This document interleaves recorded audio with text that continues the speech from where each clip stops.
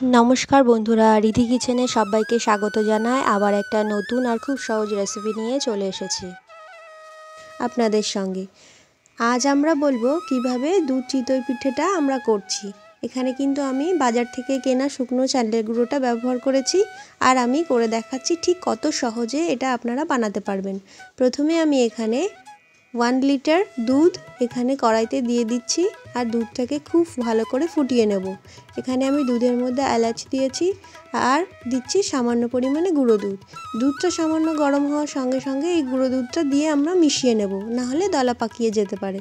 এভাবে লাগাতার একটা চামচের সাহায্যে নাড়তে থাকবো। লাগাতার নাড়তে নাড়তে যখন দুধটা আমাদের ফুটে উঠবে তখন আমরা এর মধ্যে দিয়ে দেব খেজুরের পাটালি। আমি এখানে খেজুরের পাটালি দিয়ে করছি, আপনাদের কাছে খেজুরের পাটালি অ্যাভেলেবেল না হলে সেক্ষেত্রে চিনিও অ্যাড করতে পারেন। তো এখানে আমি সামান্য পরিমাণে খেজুরের গুড় অ্যাড করে দিলাম আর দিয়ে খুব ভালো করে নাড়িয়ে নাড়িয়ে আমি দুধটাকে খুব ভালো করে জাল করে ফুটিয়ে নিচ্ছি। দুধ ততক্ষণ আমার ফুটতে থাকুক। এবার আমরা এই দুধের মধ্যে একটা খুব সুন্দর রং চলে আসবে। যেহেতু আমি এটা খেজুরের পাটালি দিয়েছি, আপনারা যদি এখানে চিনি অ্যাড করেন তাহলে সেক্ষেত্রে সামান্য পরিমাণে এর মধ্যে কেশর অ্যাড করেও এর রংটা হলুদ করে নিতে পারেন।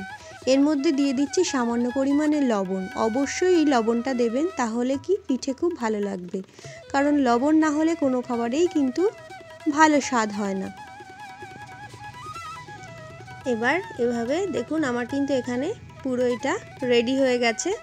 এটা যখন খুব ভালো করে ফুটবে তখনই আমি এটাকে ঢাকা দিয়ে এভাবে গ্যাসের ফ্লেমটাকে বন্ধ করে রেখে দেব। তারপর দেখুন এখানে আমি দেখাচ্ছি, এখানে আমি কেনা চালের গুঁড়োটা এভাবে ব্যবহার করছি। দেখুন এই শুকনো কেনা চালের গুঁড়ো দিয়েই আমি করে দেখাচ্ছি। সবথেকে যেটা ইম্পর্টেন্ট সেটা হলো জলটা গরম। জল গরমটা ঠিক এরকম সামান্য জল গরম, যেটা আপনার হাতে সহ্য হবে, এরকম জল গরমের মধ্যে দিয়ে দেব পরিমাণ মতো লবণ, দিয়ে এভাবে খুব ভালো করে একটু নাড়িয়ে নেব। নিয়ে সামান্য পরিমাণে ওই গুঁড়ো চালের গুঁড়োটা অ্যাড করব আর এইভাবে লাগাতার নাড়িয়ে নাড়িয়ে আমরা একটা পাতলা ব্যাটার করে নেব। এই ব্যাটারটা কিন্তু খুব বেশি ঘন হবে না, এই বেশি ঘন হয়ে গেলে কিন্তু পিঠে আবার ভালো লাগবে না। তাই আমার সঙ্গে থাকুন আর দেখতে থাকুন ঠিক কেমনভাবে আমি এই হালকা করে ব্যাটারটাকে করছি। এভাবে লাগাতার এভাবে নাড়িয়ে নাড়িয়ে নাড়িয়ে নাড়িয়ে আমরা কিন্তু ব্যাটারটাকে রেডি করে নেব। দেখুন এখানে আমার ব্যাটারটা প্রায় রেডি, ঠিক এরকম একটা পাতলা ব্যাটার হবে। আর তারপর আমি এখানে করে দেখাচ্ছি। এখানে যেহেতু ছাঁচের পিঠে তাই মাটির ছাঁচের মধ্যে এটাকে করতে হবে। আগে থেকে আমি এটাকে প্রিহিট করে এভাবে কালো করে নিতে হবে আর সামান্য পরিমাণে তেল ব্রাশ করে এর মধ্যে চামচের সাহায্যে এক এক চামচ করে আমরা এর মধ্যে দিয়ে দিচ্ছি গোলাটাকে। আর ঠিক এভাবে ঢাকনাটাকে আমরা সেট করে দেব যেন কোনোভাবে হাওয়া না বেরোয়। দেখুন এখানে আমার কি দারুণ ফুলে উঠেছে পিঠেগুলো আর কত সুন্দর হয়েছে। এইভাবে অসংখ্য ছিদ্রযুক্ত এই চিতই পিঠেগুলোকে আমরা এবার এই দুধের মধ্যে ছেড়ে দেব। এক এক করে এইভাবে দুধের মধ্যে ছেড়ে দেব আর আমরা ওইদিকে ছাঁচের মধ্যে বানাতে থাকবো। আর এখানে একটা ঢাকনার সাহায্যে আমরা ঢেকে রেখে দেব খুব ভালোভাবে, যেন কোনোভাবে এর মধ্যে হাওয়া না যেতে পারে।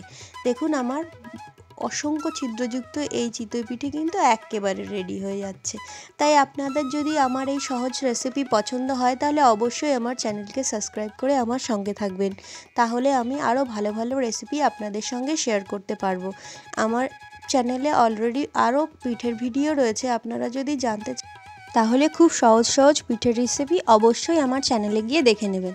তো এখানে আমি আরেকবার দেখাচ্ছি কিভাবে ছাঁচের মধ্যে দিচ্ছি। আবার আমি একটু তেল ব্রাশ করে বাকি একটা চামচের সাহায্যে আমি এভাবে দিয়ে দিচ্ছি। আর দেখুন কত সুন্দর ফুলে উঠেছে পিঠেগুলো। ঠিক এইভাবে ভিজিয়ে আমরা 2 ঘন্টা মতো এভাবে 2 থেকে 3 ঘন্টা খুব ভালোভাবে এভাবে ঢাকা দিয়ে রেখে দেব। আর তারপর আমি খুলে আপনাদের দেখাচ্ছি কত সুন্দর এই দুধ চিতই পিঠেটা লোভনীয় স্বাদের হয়ে গেছে। দেখুন এখানে সব পিঠেগুলো আমার পুরোপুরি রেডি, ফুলে উঠেছে। এখানে আমি একটা চামচের সাহায্যে আপনাকে কেটে দেখাচ্ছি।